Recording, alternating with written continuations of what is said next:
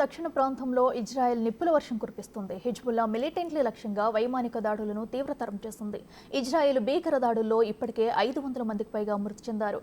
ఈ దాడుల్లో మరో 1500 మందికి పైగా గాయపడ్డారు. దాంతో అక్కడి ప్రజలంతా ప్రాణాలు అరచేతిలో పెట్టుకుని సేఫ్ ప్లేస్లకు తరలిపోతున్నారు.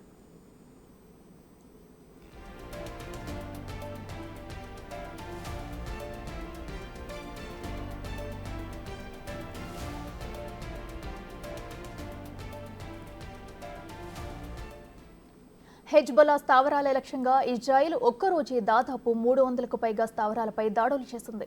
ఈ దాడుల్లో గ్రామాలు, పట్టణాలు నామరూపాలు లేకుండా పోయాయి. పక్కా ప్రణాళికతోనే దాడులకు పాల్పడినట్లు తెలుస్తుంది. దక్షిణ ప్రాంతంలో హెజ్బొల్లా ఆయుధాలు నిల్వ చేసిన స్థావరాలు, నివాసాలే ఇజ్రాయెల్ టార్గెట్ చేసింది.